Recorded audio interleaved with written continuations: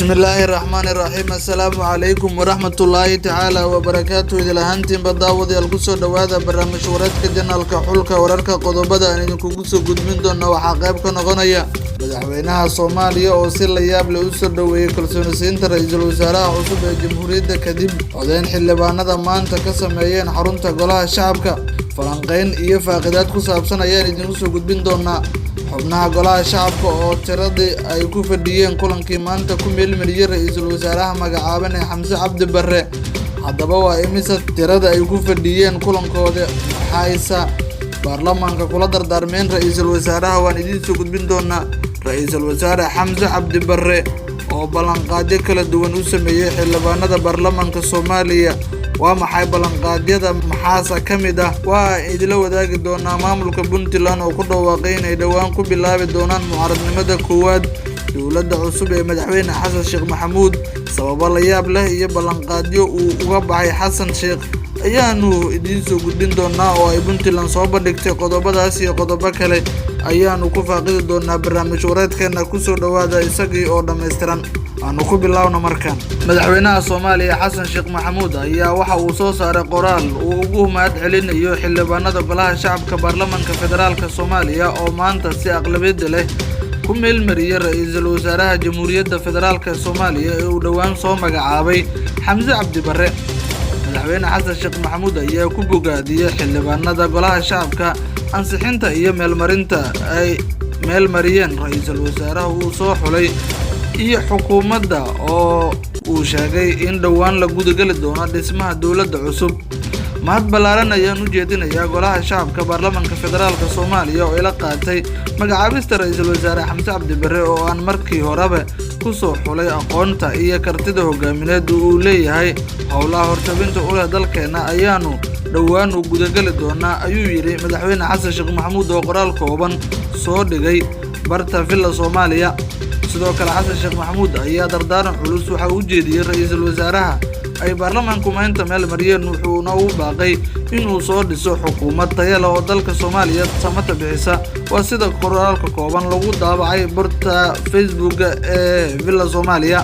ugu dambeyntii wuxuu ka codsaday shacabka in ay ku garabsiiyaan ra'iisul wasaaraha cusub gudashada waajibaadka dastuuriga ah ee horyaala isaga oo ugu duceeyay inuu ku dadaalo mas'uuliyadda culus ee loo igmaday.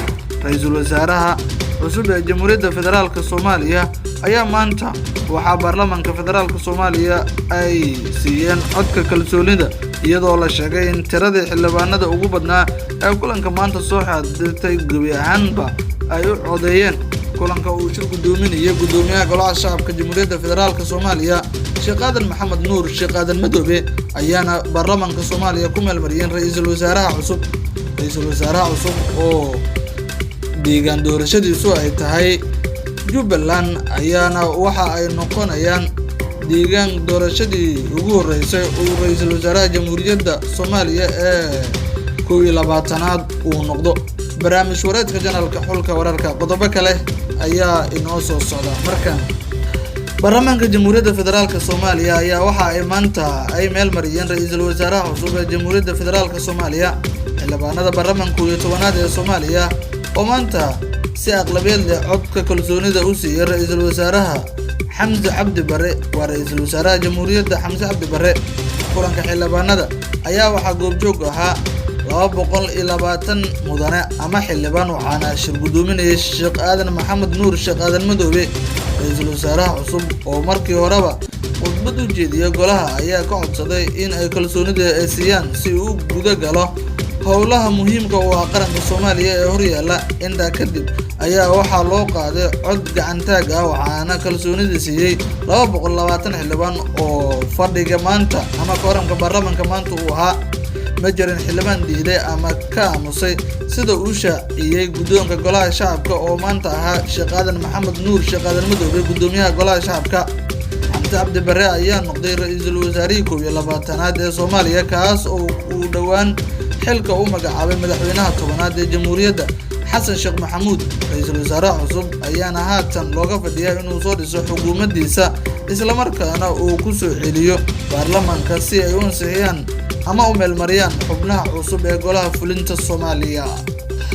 Ra'iisul Wasaaraha Jamhuuriyadda Federaalka ee Soomaaliya Xamse Cabdi Barre ayaa isna dhankiisa waxa uu baarlamaanka Soomaaliya uga mahadceliyay sida ay u ansixiyeen maanta isaga oo ballanqaadyo kala duwan xukuumadda federaalka Soomaaliya uu soo dhisi doono uga sameeyay xubnaha golaha shacabka ayuu sheegay in uga mahadcelinayo sida aqlabiyadda leh ay u siiyeen codka kalsoonida waxa uuna tilmaamay in dhawaan uu soo dhisi doono xubna golaha wasiirada kuwaas oo uu sheegay in ay iska dhaxarki doonaan xildhibaanada baarlamaanka federaalka Soomaaliya sida uu ra'iisul wasaaruhu uu shaaca ka qaaday.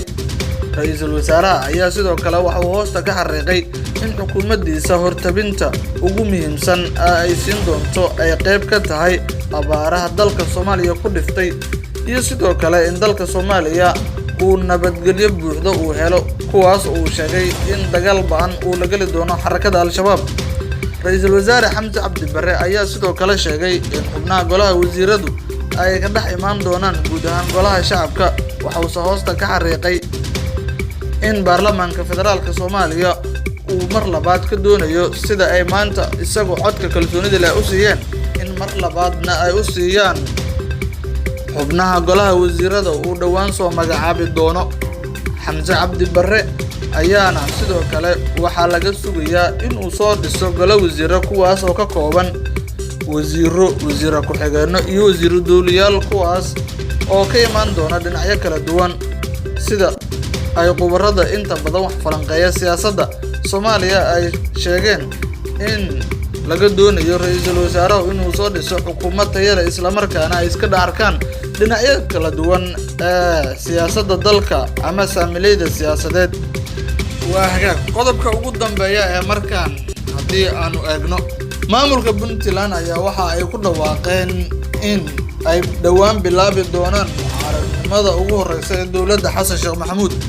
wasiirka tamarta iyo macdanta dowlad goboleedka Puntland Caarshe Maxamed Saciid oo Muuse oo la hadlay warbaahinta ayaa waxa uu carabka ku dhiftay arrimo ku aadan mustaqbalka Puntland kadib guuldaradii madaxweynaha maamulka Puntland Saciid Cabdullaahi Dani ka soo hooyay doorashadii 15 bishii ina dhaaftay ee May uu ka soo hooyay gudaha magaalada caasimadda ee Muqdisho.